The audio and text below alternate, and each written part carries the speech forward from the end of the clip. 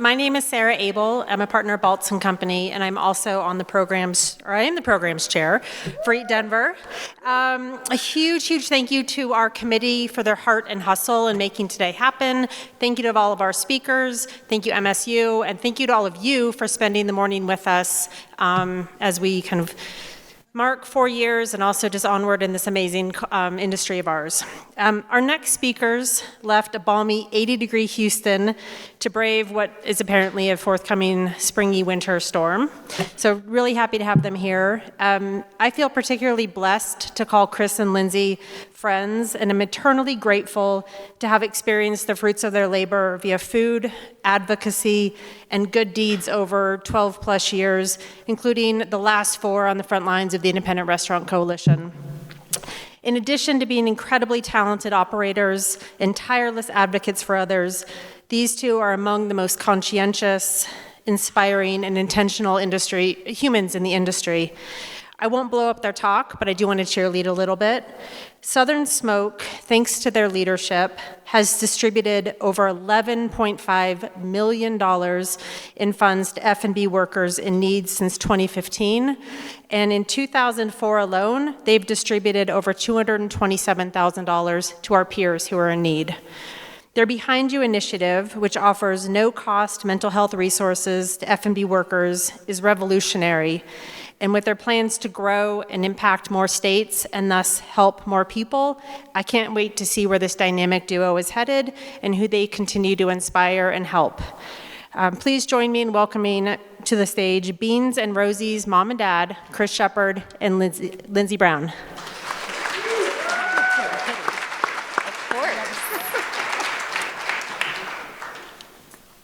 Glad I don't have to do that. Hi. What's happening? You guys all right?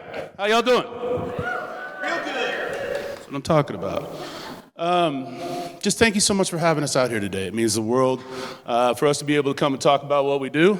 This is clearly such an incredible, supportive community here in Denver, and so thank you for having us. We need to start a Eat Houston one of these things, because this is pretty amazing. Maybe So, Southern Smoke can do it.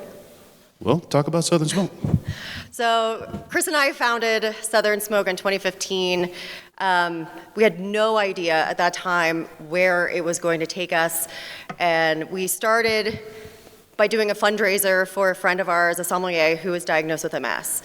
And it was important to him to be the face of MS. We had just lost a chef 4 months before that in Houston. He died by suicide when he could no longer hold his knife, and none of us even knew he had MS. And so our friend came to us, he said, let's do a dinner, let's raise money for the MS Society and put it out there in the open. And we went to the mayor's office of special events in Houston and walked out with a festival. We meant to Totally not expecting that. Yeah. So we anticipated this just being an annual fundraiser. We never really thought it would get any bigger than that until 2017 when Hurricane Harvey hit Houston. And that changed the focus of what we wanted to do. We figured out a way. We looked at other organizations around the country and how they were doing things. And what we decided on was what we thought we needed to do. We were able to take on applications, go through a verifying committee and an awards committee. That year, Southern Smoke, it started off as that party, right? And that's kind of what we were always doing. We have a festival in the fall, a bunch of chefs come out, bunch of breweries, wineries, and we just throw a bash. That year it was like 22 chefs, I think. In 2017? Yeah. Yeah. But we changed the focus to be able to do all this. We blanketed the city because nobody in the city of Houston that worked in a fast food restaurant was a dishwasher, a busser, a cook, owner, anybody in the food chain. A farmer didn't have access to money from the Red Cross, the mayor's fund, J.J. Watt's $78 million that he raised. That all went to infrastructure. So nobody was going to take care of us.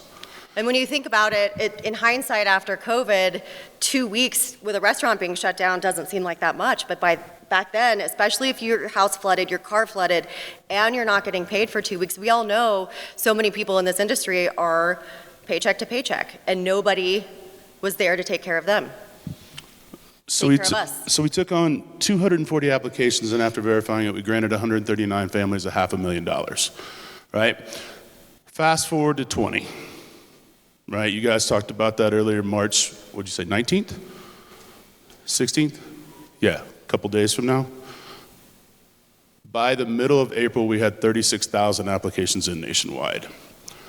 We had just hired our second employee in February. She's now our chief mission officer, and we could not live without her. So, but in 2020, we were able to grant $6 million. And now, 4 years later, we're looking at, what is Southern Smoke? What is the future of Southern Smoke post-pandemic? Now that it's no longer as sexy to give to the restaurant industry, but we're granting more money per person now than we did during COVID. Our average grant, well, we can see here, Technology. This is information on our website about how to apply, because we want to make sure you guys know that this is all available to you. But here's Colorado. We've granted $104,000 in Colorado, which in the grand scheme of things, when we've given $11.5 million, you guys aren't applying. So you need to make sure that you're applying. And we fund for, again, your tire is flat. You have a cancer diagnosis. You need to get out of a domestic violence situation. You need surgery. Not just you. Anybody in the F&B industry that you know, right? Or if it affects you financially, if it's your kid, your parent, we fund for that too. And one of the things that when we started this program was that we wanted to make sure that we didn't have a cap. We've done anywhere from $200 to $100,000. We funded small bills to heart transplants, to spinal reconstructions, to brain surgery, to new teeth, to pretty much everything. We find new things all the time, or we hear new things all the time. Yep. We put votes up every single week that we send to our awards committee, and that's how we decide how much we grant per person. And I was going through the votes, but when I was sitting over there, and we've got 4 people that we're funding this week because a car drove into the coffee shop where they work, and the coffee shop is closed for a couple of weeks, and so we fund for that. So it's crazy things. There are crises all the time, everywhere, but there's really nobody taking care of us. In 2020, we founded, it was June of 20, we started working with Mental Health America and the University of Houston, and we formed the Behind You program. It wasn't called that then, it is now, where we figured out a way to grant a university's psychology department, take on their PhD students, the hours that they needed to graduate, so we could provide free mental health or free access to mental health care in the state of Texas for anybody in the F&B industry. At this point, we're now in Texas, Louisiana, California, Illinois, and New York. And this summer, we're expanding to Maine, Massachusetts, Tennessee, North Carolina, South Carolina, and then the tri-state area with DC, Maryland, and Virginia. We hope to come to Colorado, and so that's another thing to think about is who are the universities in Colorado that have mental health programs, whether it's a social work program, whether it's a psychology program, connecting us with those people. We figure out what the grant would be needed and how many students they can take on. We find funding, and we launch. So it's a fairly simple process if we know the right people, and I can tell by the people in this room that we're talking to the right people. Yeah. What that gives each person is access to 20 free sessions or 6 months. And the goal that we're trying to accomplish with this is just like our partner with NYU. This is kind of amazing. Once they graduate the Southern Smoke program, they have access to $10 sessions for life. That's awesome. So that's kind of what we do. Yeah. But I think, well, yeah. So I think the main points that we want to get across today are that this is available to you and to people in this industry all over the country, but in Colorado, we grant you, and we're here to take care of you. 2, we had no idea what we were doing when we started. And it's grown. We have 12 employees at Southern Smoke now, and we're funding $100,000 a month in emergency relief. But back in 2015, all we were doing was doing what we all do and throwing a fundraiser inside of our restaurant. So I think, do you want to talk about just finding the one thing? Yeah, we talk about a lot of things, and as restaurateurs and restaurants and chefs, whatever, right? You get asked for everything under the sun. Someone needs a donation for a softball league, or you probably get asked a bowling every day. league, or whatever whatever it is, right? On a daily basis, right? Or was that just me? Because I felt like I was looking like, do these people ever come to the restaurant? No? Okay. Do these people? No? Okay. And it was just you're funneling all this shit that people are asking you for, right? What it took for us was to understand one thing. What's important to you, right? What's important for you as an individual to be able to stand there and say, this is what I'm going to take care of. We chose one thing. We chose our F&B industry because nobody else is going to do that. Well, some people do. Absolutely. But In a lot of different ways. in a lot of different ways. But we wanted to do it the way that we wanted to do it. So understanding how to unlock that fear in yourself and say, this is what I'm going to focus on. And that's where we went. We went from a small party of 1,000 people to a bigger party for 4,000 people every year, and then other events throughout the year coming to talk to you guys. It's kind of important to us because it's not just about our foundation, right? It's about how do you make an impact in your own community. What's important to you? I don't care what it is. Just do it.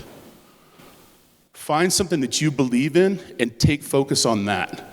Because I've said this forever. If you're not willing to walk up to the edge of the water, smash your foot into it, the wave will never start. And if you think about that for a minute, that wave grows and it becomes powerful. But you got to unlock that in yourself to do it. Find your way, find your message, find what you can do and make that change. We chose this. Hey, look at that. That's pretty cool. He just saw this presentation for the first time this morning.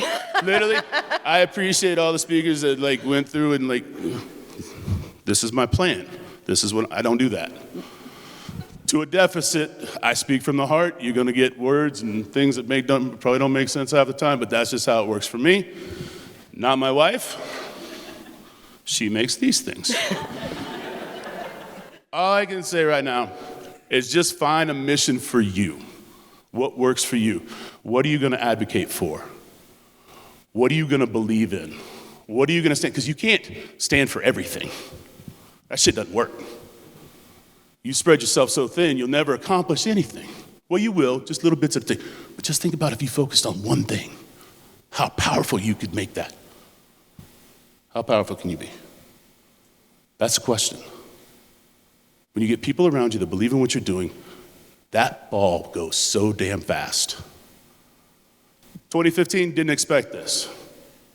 That first year, we wrote a check to the MS Society for $181,000. Last year's festival, we raised $1.8 million in one day. That's how fast that ball get going. So, we haven't got kicked off yet. I think it's probably. Okay, do me a favor. Stand up. Look at your neighbor and high five the shit out of them.